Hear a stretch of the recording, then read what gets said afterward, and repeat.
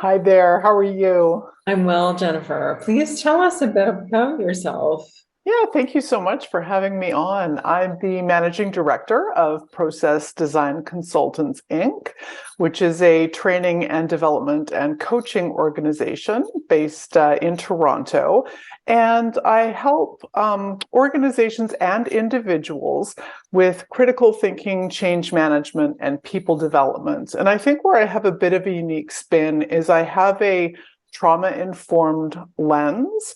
And so, often when people are trying to make business decisions, they don't necessarily recognize, particularly as female entrepreneurs, we've often dealt with like systemic discrimination and fears around money and things that really get in the way of us making good decisions.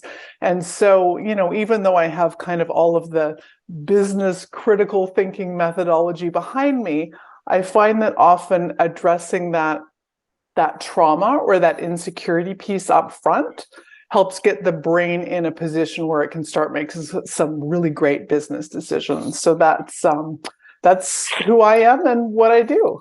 Lovely. So, can you tell us what one achievement is or an achievement that you feel particularly proud of? Yeah, absolutely. I recently did some pro bono work with some Syrian refugees. They're located in Turkey, and they're looking at getting back into the job market. So, traditionally, a job discussion would be like how to do a resume and how to network and how to build a LinkedIn profile. But in the case of folks who've been traumatized, and again, post-COVID, I think a lot of us are feeling that way. It's been a rough few Mhm. years for a lot of us.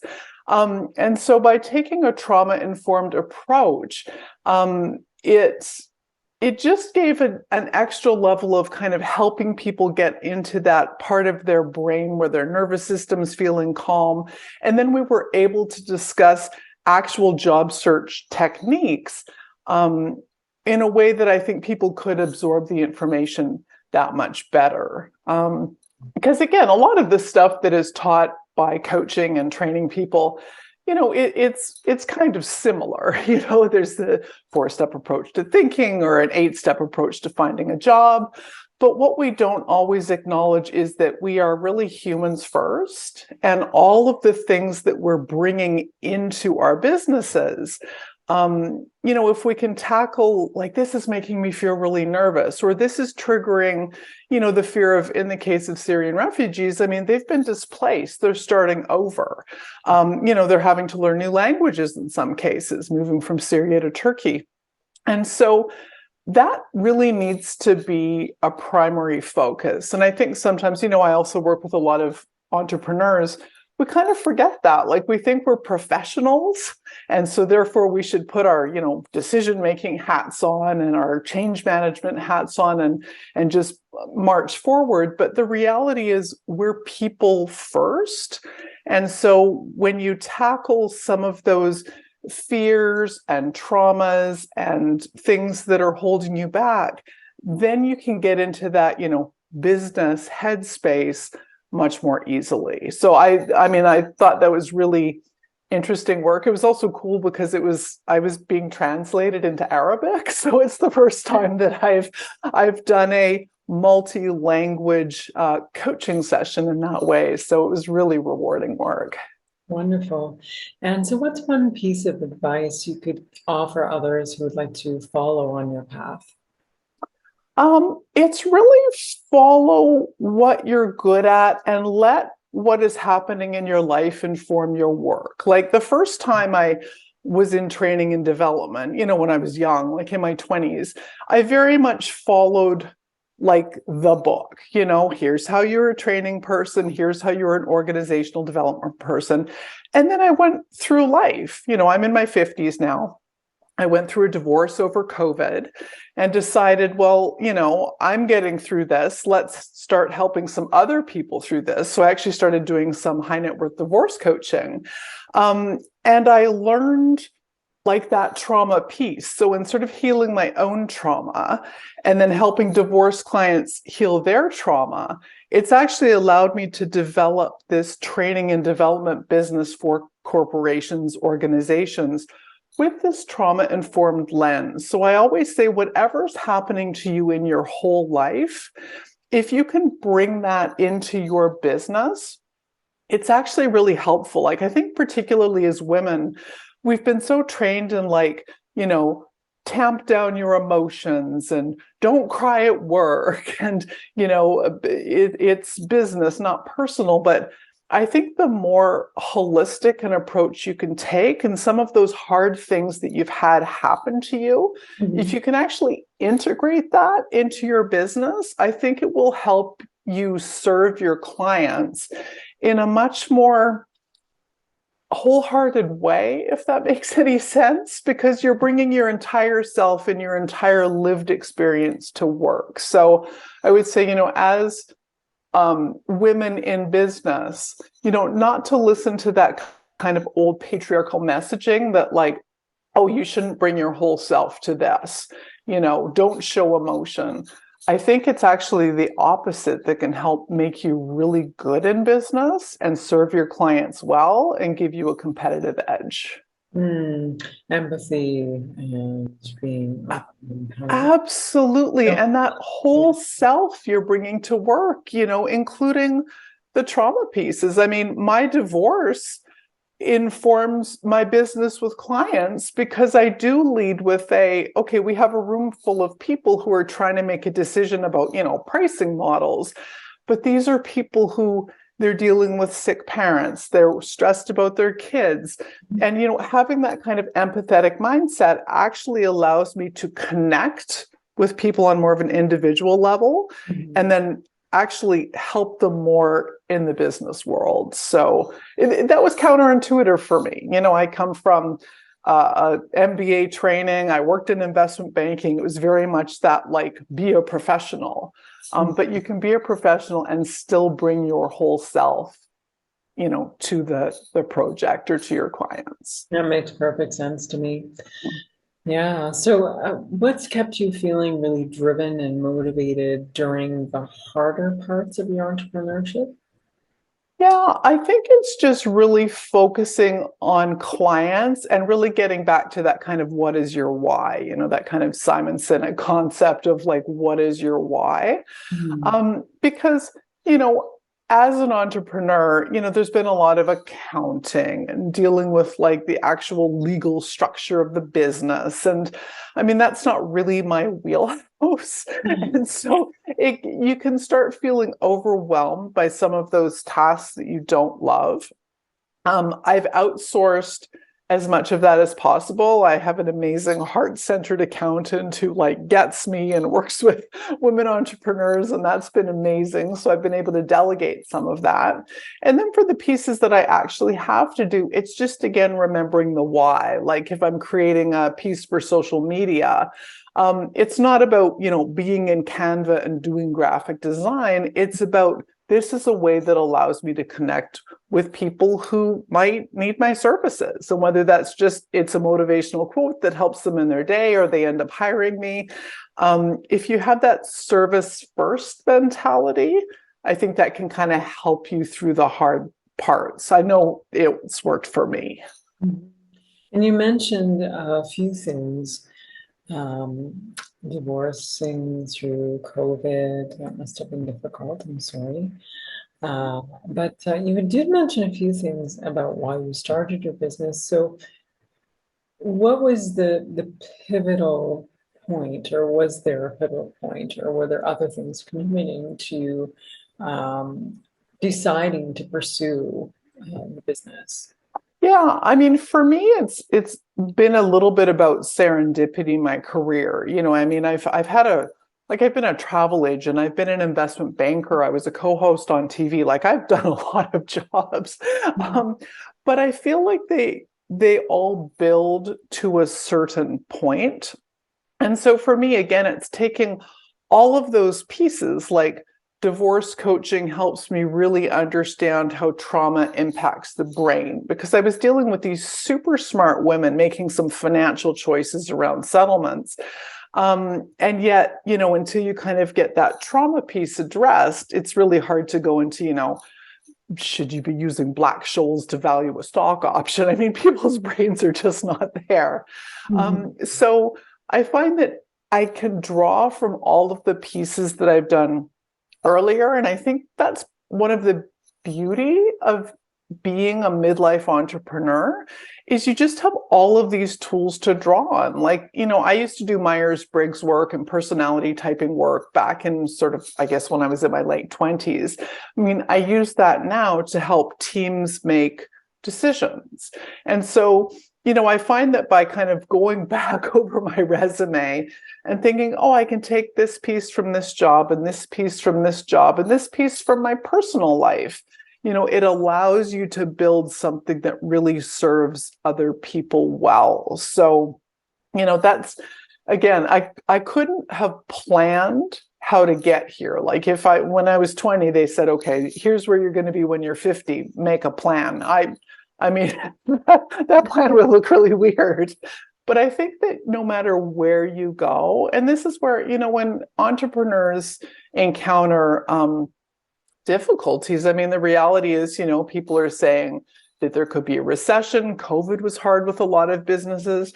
Rather than seeing anything as like a failure or a misstep, if you can think, what did I learn from that? Like even divorce, which, I mean, I don't think most people think the biggest success in their life is a divorce. But I actually see that because it created empathy that I take into my business. It, had me learn about a lot of tools that I can now use to help others. So I think as long as you're open to like, where's the lesson? What am I learning? You can kind of do whatever you want in terms of creating a business by pulling from all of those pieces. And then I think organically, you'll just start to find clients who really resonate with what you're doing. So how would you hope to see your business grow? I'm like, so over COVID and, before COVID, I was doing a lot of kind of one-on-one coaching. And what I would really like to see now, I'm very passionate about changing systems. Like some pro bono work I do is creating some awareness around the topic of financial abuse. And so one of the ways to do that is to, let people know that this could happen, and then they individually, look for it in their lives. Another way is to, lobby government and financial institutions to make systemic changes. And in my own practice, I'm really interested in systems.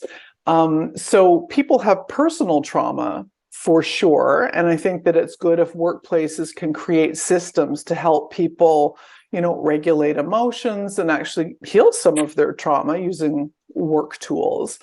But there's also the issue that a lot of trauma is caused by work.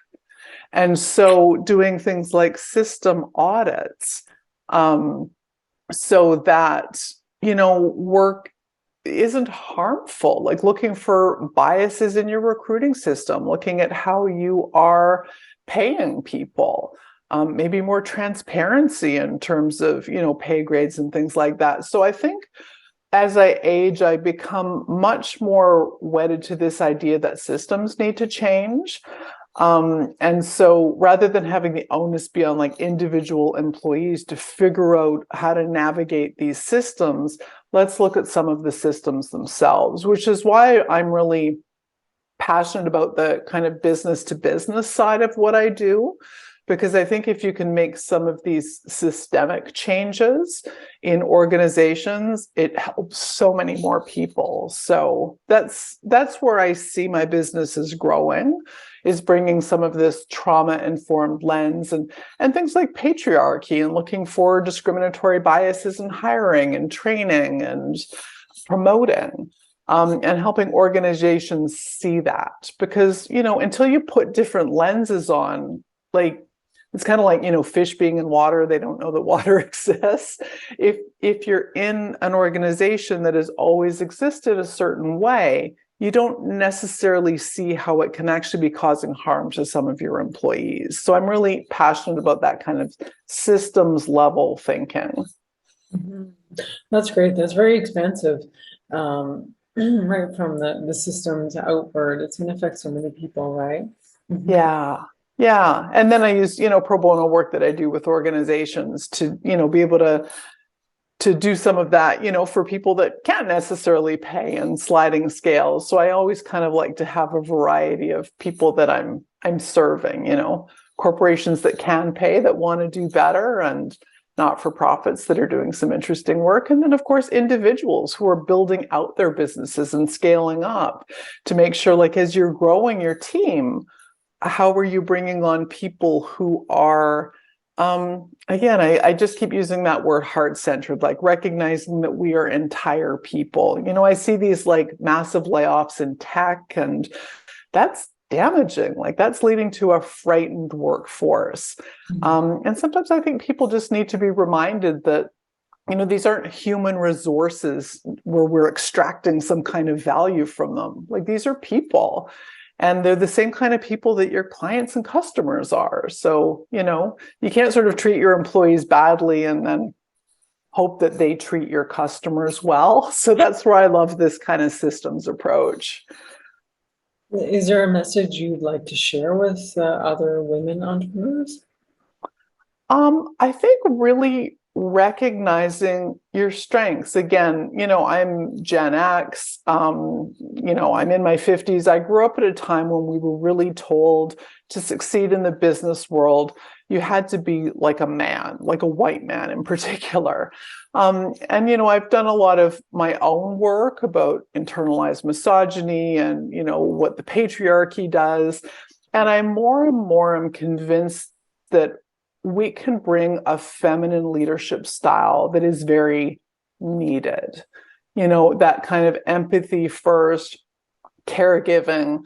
Again, when I see, people like firing workers over text or email, and I mean, we're traumatized enough as it is. To me, it just seems like we're going to look back at that business model one day and say, wow, no wonder companies only had a 15, 20-year life cycle. I mean, they were so toxic and dysfunctional.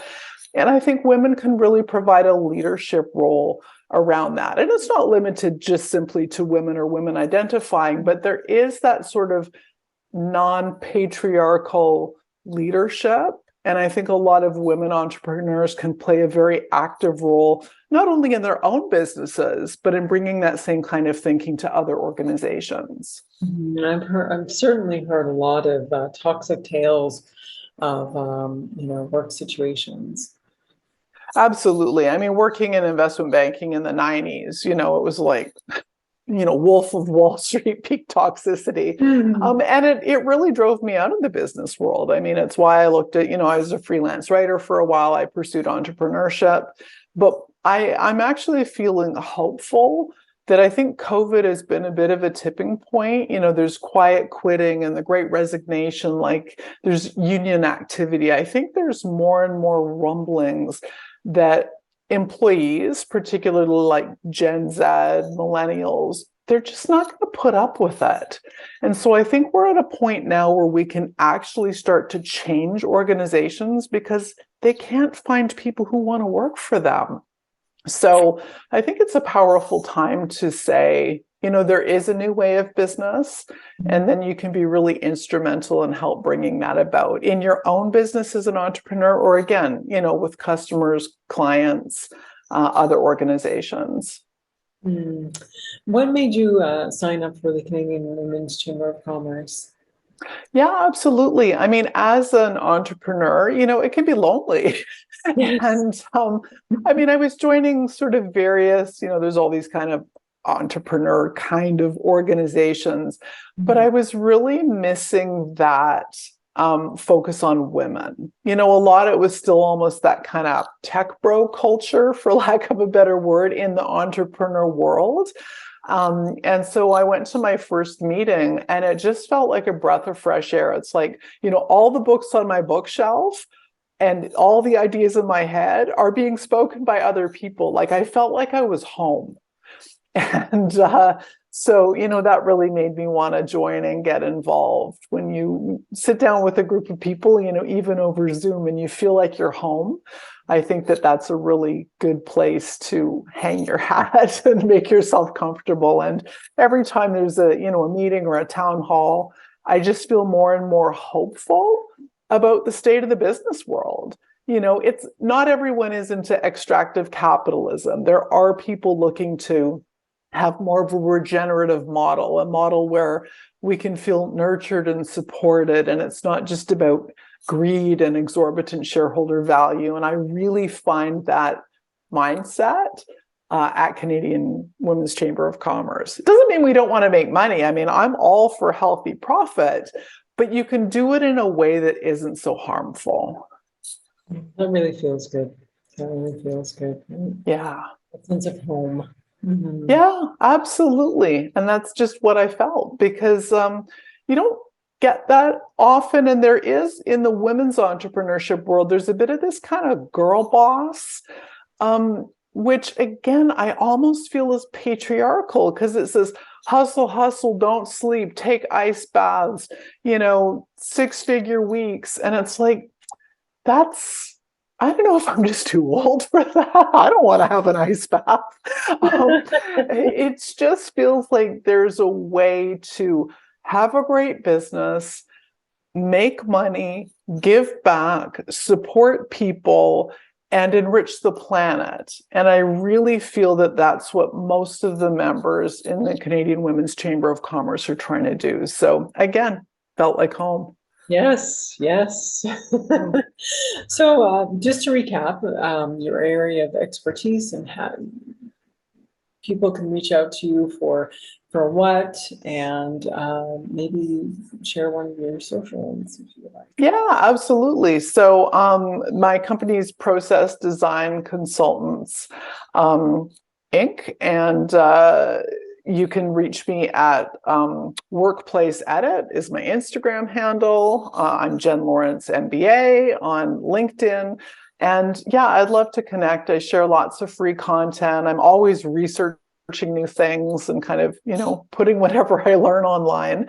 And if you are interested in, people development, building out your team, if you're struggling with strategic planning, but you want to do it in a slightly different way, that's where I come in. Excellent. Thanks so much for joining us, Jen. Thank you so much for having me. This is great.